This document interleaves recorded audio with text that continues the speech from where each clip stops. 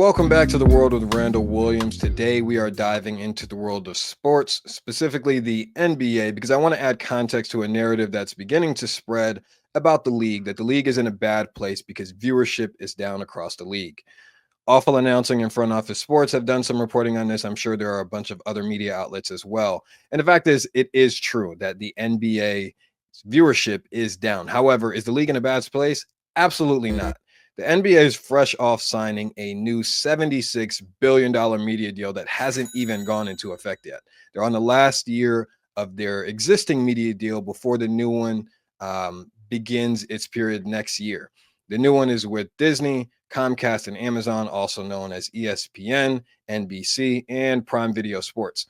And so, with that being said, a $76 billion media deal, you can't be in a bad place if that's what you have coming.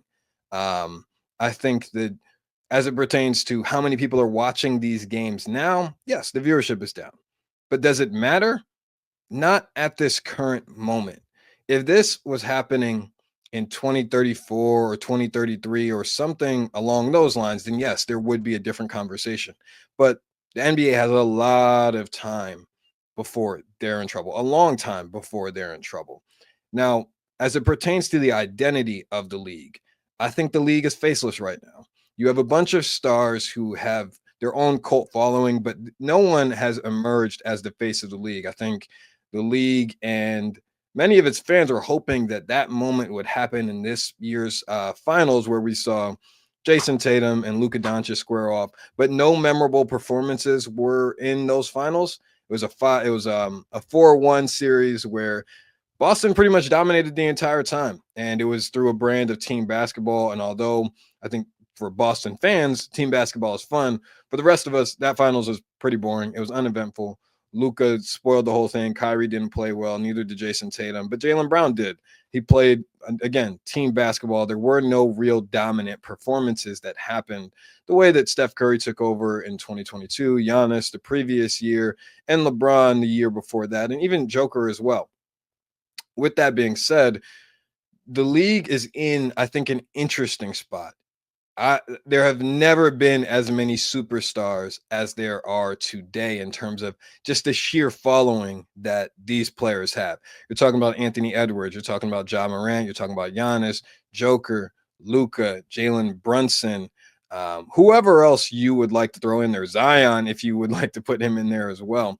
But each of these players have to do something in order to be the face of the league. I think Jason Tatum is the closest, but again, you cannot shoot 38% from the field and expect to be the face of the league without any moments.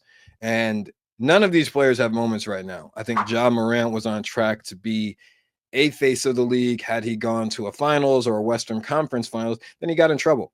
I think Anthony Edwards is the closest to that besides Jason Tatum. However, he has to win something. You have to win MVP. You have to win an award or something that makes us be like, that guy's next.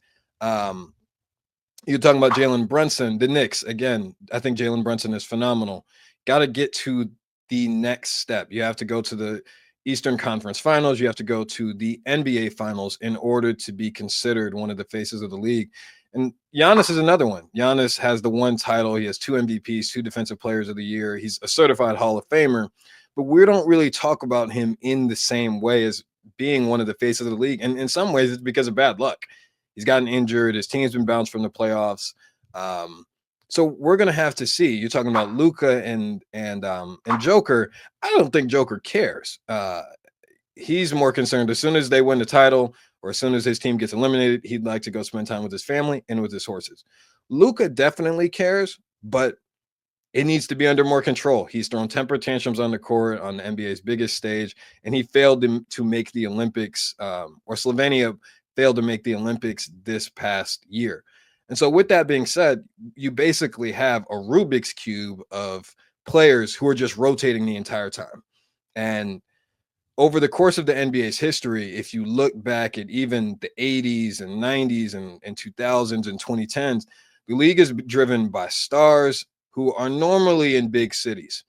In the 80s, it's Boston, it's the Lakers. In the 90s, it's the Bulls and also Detroit as well. And then you have that period where after Michael Jordan retired, which brings me to my next point, The NBA has been in one of these transitioning periods before. When Michael Jordan retired, ratings dipped. He was a massive, massive star that had gravitational pull that attracted viewers to the screen.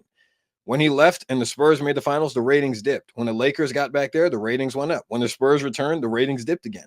It's just how the game goes. But as stars come into their own, as their lights begin to shine brighter, as LeBron James's did, as Kawhi Leonard's did, as Steph Curry and Kevin Durant and all of these people, all of these stars who begin to become the greatest version of themselves, they attract viewers. That's how game 7 of the 2016 NBA Finals attracted 31 million viewers.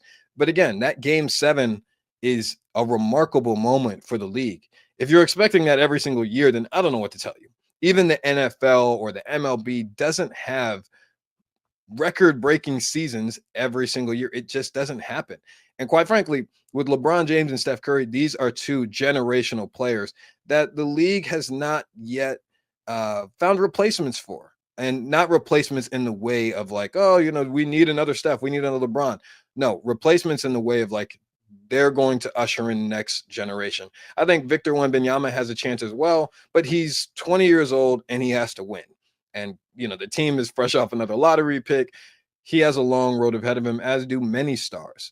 But going back to if the NBA is in trouble, I'd say no.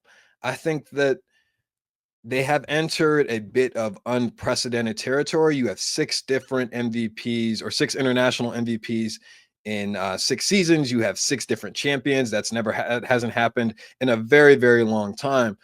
And what has driven the league is stars dominance in big cities.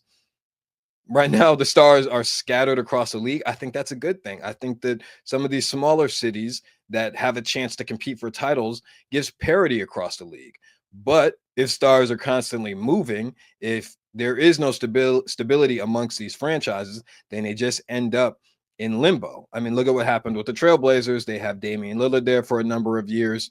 Those two parties don't see eye to eye as far as what the future of the franchise is going to be.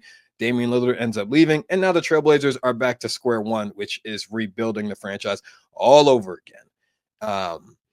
In regards to Minnesota, I hope Anthony Edwards stays there. I hope that they're able to compete for a title because it's good for basketball to have stars in different cities. Now, do I think that it's also good for stars to be in big cities? Yes, 100%. I think the Knicks would be a massive draw should they make it to the NBA Finals.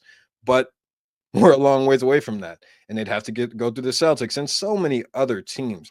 But the point is, the NBA has been in this position before where they're in a transitional period where LeBron, Steph, KD, Kawhi are at the tail end of their careers. They're passing the torch to the next generation, and no one has quite taken the torch yet.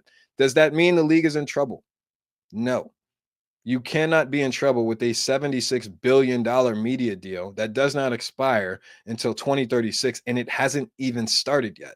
Again, if we get to 2030, we get to 2031, and the viewership is still fluctuating, then yeah, we're going to have a different conversation then. But we're 5 years away from that point. So for anyone who's watching the NBA and being like, oh, I don't know where the bit. No, no, no. These players are still going to continue to make hundreds of millions of dollars. The owners are going to continue to make hundreds of millions of dollars, and the league is going to continue to do well for at least another decade.